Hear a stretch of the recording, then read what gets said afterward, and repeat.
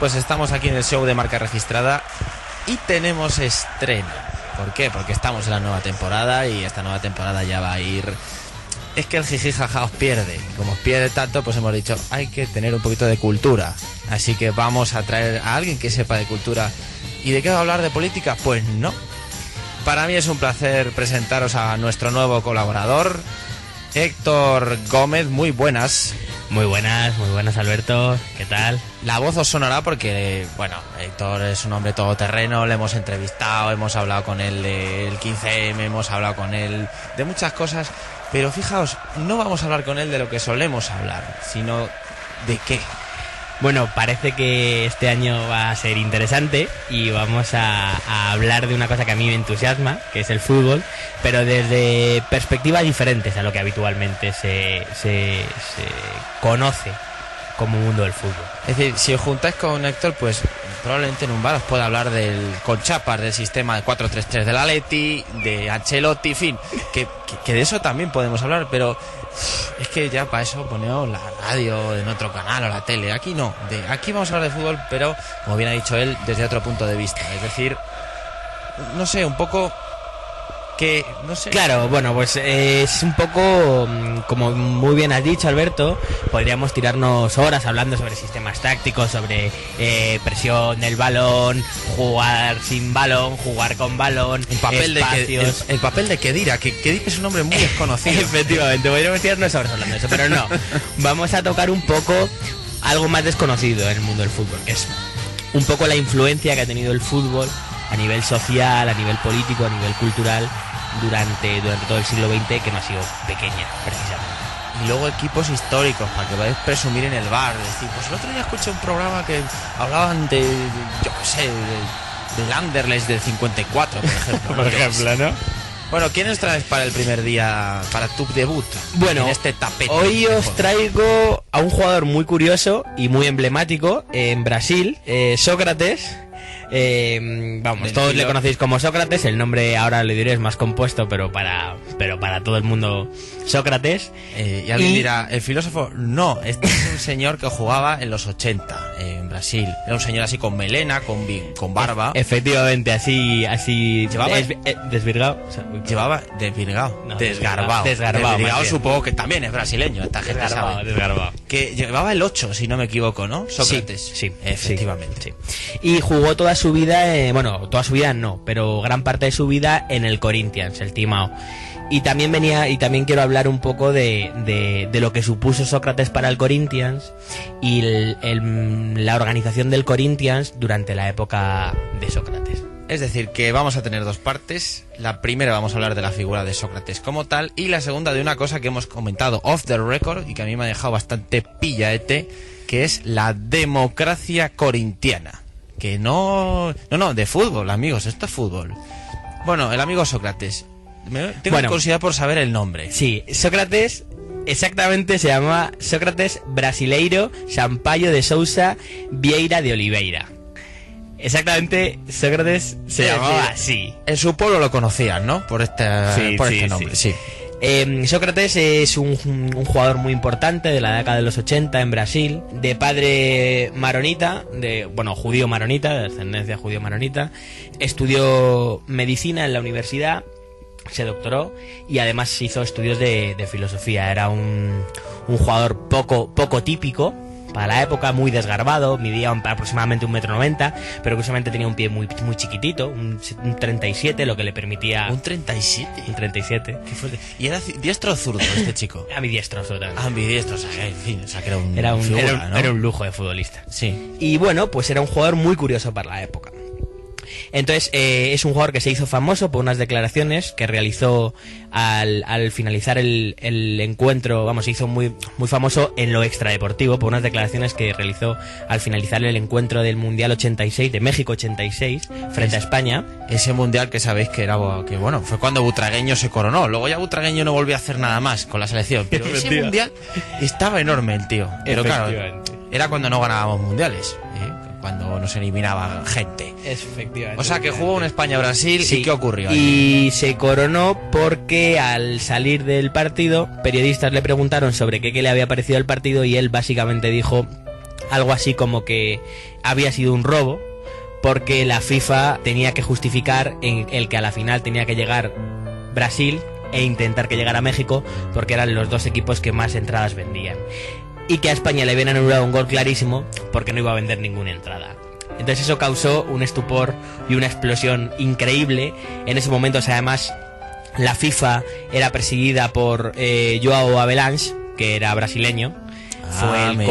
Fue el comienzo de la mercantilización de la FIFA, pero de eso hablaremos en otro capítulo. Sí, porque, bueno... Y bueno, pues causó un estupor tremendo. Luego salió el presidente de la Federación Brasileña desmintiéndolo.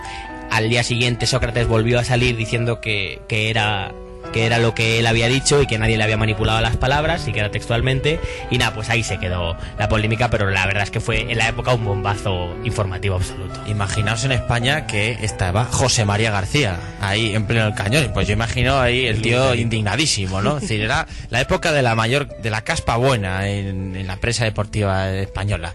Bueno, vamos a hablar un poco del Corinthians, un modelo de club un tanto peculiar, puesto que yo sepa nunca más en la historia se ha vuelto a dar algo semejante en cuanto al fútbol de élite nos referimos. O sea, se han dado experimentos parecidos, pero en categorías inferiores o sea, como la segunda, tercera división, en clubs. Estamos hablando de un equipo que está, vamos, un equipo de la élite del fútbol brasileño. Efectivamente, en clubes más pequeños, pero nunca en un club de la élite. Entonces el Corinthians es uno de los equipos, junto con el Flamengo, el Santos, el Fluminense menos, el Sao Paulo, por supuesto, más importantes de la historia de Brasil. Y bueno, pues este club, en mitad de una dictadura militar, en los 80, en Brasil, pues decidió, de la mano de los 4 pilares más importantes del equipo, los 4 jugadores más importantes del equipo, por esa época, que eran Walter Casagrande, Zenón, Vladimir y Sócrates. Vladimir es un jugador muy mítico dentro de la historia del Santos, es el jugador que creo todavía es el que más veces ha vestido la camiseta del Timao, del Corinthians. Deciden organizar el club de una manera diferente a la que hasta ese momento se organizaban los clubs. Aquí es cuando hay que abrir las orejas a nivel internacional. Deciden organizar el club de manera asamblearia. Entonces, todos los integrantes del club, jugadores, utilleros, miembros del consejo, cuerpo técnico, todo el mundo se reúne en asamblea y toman todas las decisiones del club de manera democrática en asamblea, salvo la parcela del entrenador, que esa obviamente pertenecía al trabajo del entrenador. El lema del equipo era libertad con responsabilidad, y entonces pues en la asamblea se definían conceptos tan diferentes como los horarios, desde los horarios de entrenamiento, los horarios de las comidas, hasta los fichajes, quién tenía que salir, quién tenía que entrar, qué era necesario, qué no era necesario. Y eso con los propios delante. Imaginaos que te van a echar del equipo y lo eligen por asamblea, ¿eh? Tú estás ahí delante ahí aguantando el tipo. Pero imaginaos eso, lo comentábamos aquí off the record, que yo creo que es impensable en un club de la época actual. Es decir, imaginaos el Barça reunido en asamblea a ver si fichamos a Neymar o no sé. Y esto hablamos en la época de la dictadura, sí, que sabéis que es cuando a Estados Unidos se le ocurrió ir probando sus teorías económicas de la escuela de Chicago en toda Sudamérica. ¿Por qué no? Vamos a probarla y si no se puede, pues matamos gente. Y así pasó en Brasil, en Bolivia, en Chile, en fin, juegos de niños. Pues sí, efectivamente, en plena dictadura militar, en pleno auge del resultado de lo que fue la Operación Cóndor, pues resulta este equipo que de la mano de estos cuatro jugadores empieza a tener un tinte completamente diferente. Como datos curiosos, el equipo justo antes de que apareciera este modelo de democracia corintiana, que lo designó un periodista famoso de la época en Brasil, era presidido por un descendiente de españoles. Fijaos, ¿hasta dónde llegamos, Vicente amigos? Mateos, hijo de zamoranos, un constructor que vivía allí en Brasil, era brasileño, pero era descendiente de españoles, y que al pasarle el relevo a un a una persona de su teórica confianza, Vladimir Pires, creyendo que iba a mantener el control del club, pues Vladimir contrató a un sociólogo para llevar las cosas del club, y entre ese sociólogo y los jugadores, bueno, pues digamos que el club tomó un tinte completamente diferente al que se esperaba Vicente Mateos. ¿Y cuántos años duró la democracia corintiana? Pues duró bien poquito, duró unos 3, 4 años, porque dentro del vestuario tuvo también fuertes contradicciones, fuertes tensiones, fuertes contradicciones, pues sobre todo con el portero que titular en ese momento del equipo, Emerson Leao, que era simpatizante y abiertamente militante de la dictadura y decía, bueno, que lo de las asambleas eran una vergüenza y que eran el capricho de cuatro rojos.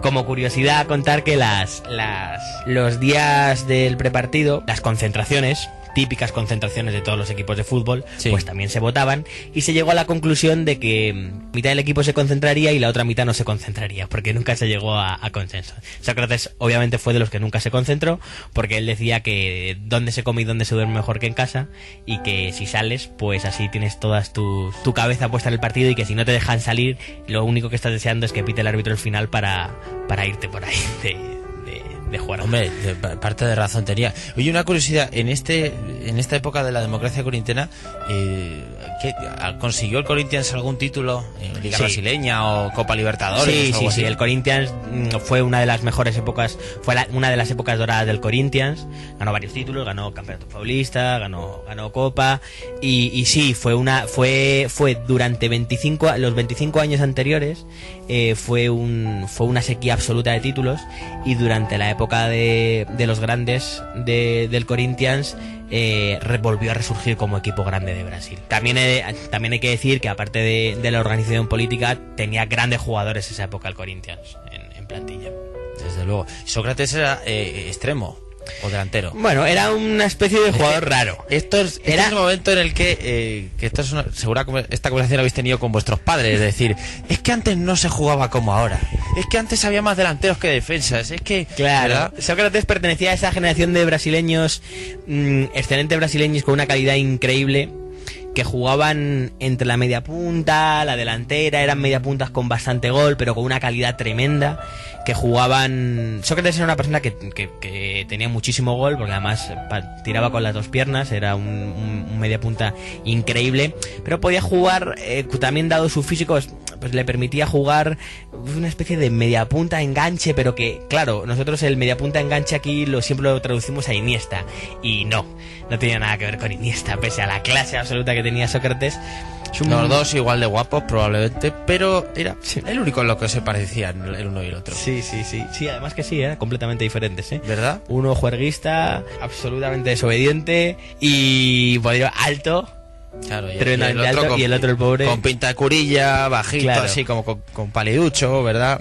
Que ha comprado las bodegas y el Albacete para que no se hunda. En fin. Oye, ya para terminar, vamos a intentar contestar la pregunta que se está haciendo todo el mundo en España. ¿Tú a quién prefieres? ¿A Diego López o a Casillas? te la esperabas. Vamos a ver, sí. ¿A quién prefiero? Y tengo la segunda pregunta. Vamos a ver. ¿Te gusta la rotación de Ancelotti con los porteros? Porque la gente está hablando de esto.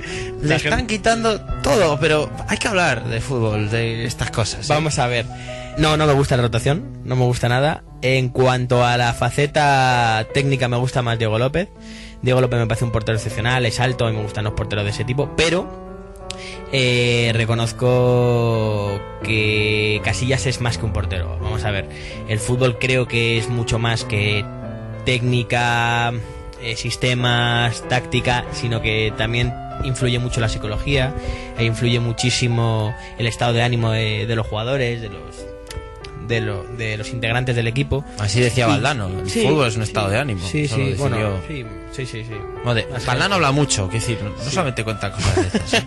El caso es que Casillas es de esos porteros que no es que sean muy buenos, es que ganan títulos. Es que es un portero que cuando el delantero va corriendo y está asfixiado y llega a encararle, dice, mierda, este tipo...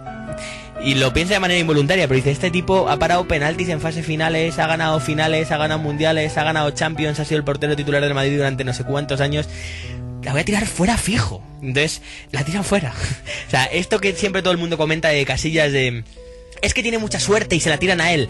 Bueno, sí, de acuerdo, pero es que lo que pasa muchas veces es que es difícil elegir dónde tienes que tirar la pelota cuando tú estás pensando en que el portero te la va a parar. Y eso que a se Casillas, lo digan a Robben, por ejemplo. Por ejemplo. Se lo digan a Robben. Así que yo lo único que tengo que decir al respecto es que me parece que, bueno, que sí, evidentemente se pueden rotar los dos porteros, pero a mí me parece que no es lo mismo la responsabilidad que tiene uno y otro. Es decir, Diego López va a ser el portero de la Liga, o eso dicen, pero Casillas va a ser el portero de la Champions. Es decir, vas a tener un partido cada 15 días y encima no te va a venir la Juventus, te va a venir el Galatasaray. Es decir, creo que la responsabilidad que cae sobre uno de los dos es mucho más grande que la del otro. Claro, no, además a mí lo de las rotaciones nunca me ha gustado los porteros, porque los porteros puedes rotarlos si vas a dejar a un segundo portero jugar la Copa del Rey, por ejemplo. Pero ir cambiando a un portero con títulos tan importantes como la Liga, la Champions, con porteros de una calidad tan importante, o sobre todo de una continuidad tan influyente o tan importante en el Real Madrid como por ejemplo las Casillas, me parece que es una absoluta tontería. De hecho, si esto sigue así, pues incluso a lo mejor Casillas toma la decisión de irse del Madrid. Bueno, yo esas cosas ya ni me aventuro porque me parecen tontería de la prensa rosa de las, que ya para eso tenemos fantástico, tenemos un montón de periódicos que nos dicen todos los días con tonterías como esas, sí, los fichajes, quién va a fichar, quién no va a fichar, si mi abuela está emparentada con Cristiano Ronaldo o si Neymar se va a teñir de azul el pelo. Cosas claro, que a mí me importan. Para eso ya está poco. Punto palote y derivados. Y otra cosa, ¿tú crees que esto a Ancelotti le viene grande? No. Ancelotti es un yo creo que no. Ancelotti es un entrenador que a mí particularmente no es que me entusiasme, pero no es un mal entrenador. Ha hecho cosas importantes con el Paris Saint-Germain, no especialmente, pero tampoco hizo, o sea, de aquella banda que tenía en el Paris Saint-Germain consiguió cosas interesantes, pero sobre todo consiguió bastante cosas interesantes en el Milan y en la Juve. O sea, es un entrenador que ha conseguido títulos muy muy muy importantes, e incluso con el Parma que dirigió en los años 90, ese Parma maravilloso que eliminó al Atlético de Madrid de semifinales de la UEFA, no se me olvidará a mí durante muchos años. Lo tiene dentro, amigos. Lo tiene dentro, es así. Y consiguió cosas muy interesantes. A mí me parece un tipo con un... Y de su ceja, porque lo de la ceja es tremendo. O sea, ¿sí, no? Lo tenéis que ver. Es la leche. Sube 1 metro de alto la ceja. Y además la tiene así permanentemente. Ya le estén preguntando por el tiempo, por Casillas o por si la abuela fuma.